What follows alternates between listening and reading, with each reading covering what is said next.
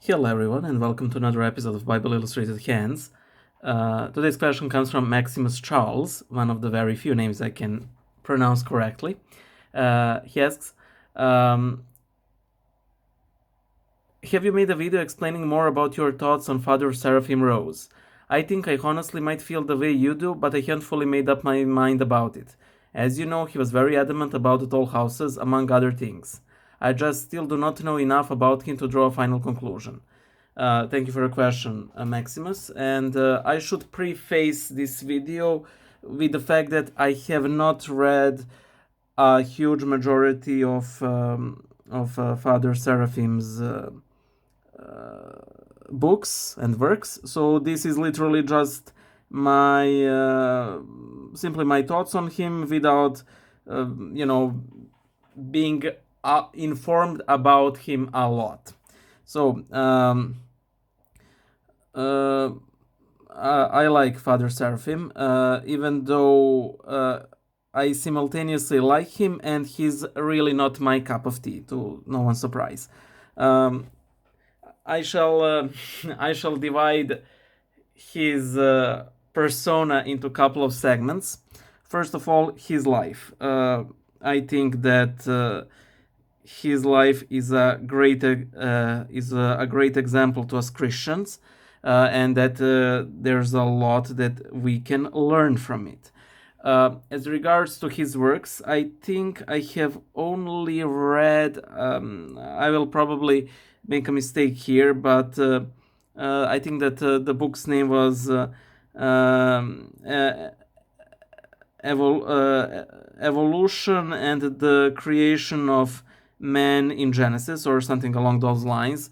And those of you who have read more of Father Seraphim probably know more about it than what's the proper book title in English. To be quite honest, I recall reading it, but that I wasn't really mind blown with it.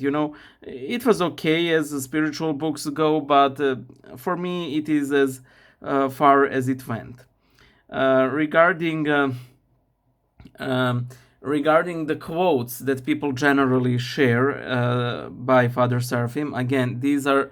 I don't think I have ever read a quote by him that I did not like a lot, However, I must say that in general, I am not a fan of his because he's one of those types that really talks about dark stuff, why West is bad, tall houses, apostasies, and so on. I'm more of Saint Porphyrius type.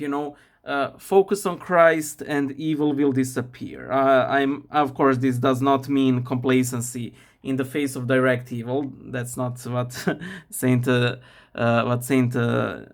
Porphyrius was doing either. But this is just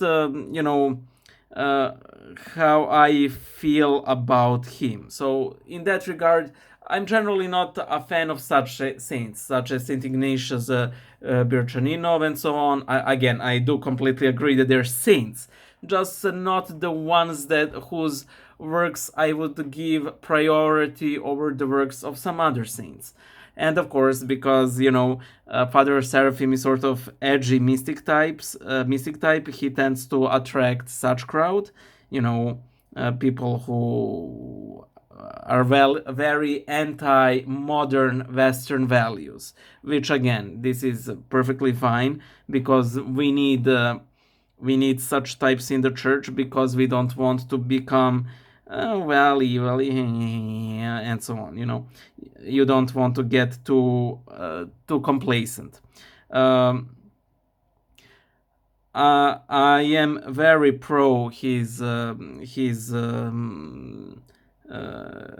canonization, and I know that some of you may be like, "What? I thought you did not like that." No, I do like him. Even though I don't think that tall houses are that big of a deal in Orthodoxy, even though if a lot of people make them out to be, I do realize why he was so adamant about it, him being influenced with 19th century Russian saints and all, you know. So, in that regard, I'm perfectly fine with it. And I think that why I'm mostly pro his canonization, because I think that he's a great model of repentance, and we can never have enough of those, you know. Um, I made one very early episode of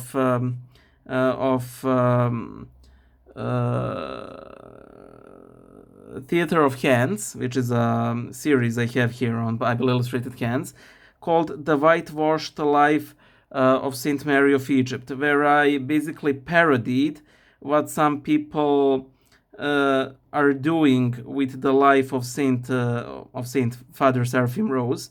Well, I might as well call him Saint Seraphim Rose. I really don't think that a whole lot of people would disagree with that designation, even his, you know, ideological enemies. Because before joining the monastery, I believe that Father Seraphim has led a sinful life, a homosexual sinful life, and some people have, you know, negated that purely on the fact that, well, it does not sound very nice when you say that your I don't want to say idol, that sounds bad, but this person you really look up to was a practicing homosexual. But I think that him being in the past tense a practicing homosexual gives him more credence, because he defeated an evil aspect of himself. You know, he led a chaste life afterwards, and I think that gives great model to other Orthodox Christians who struggle with homosexual temptation, something to look up to, and not only that, someone to pray to when they have had similar temptations. So that's about it.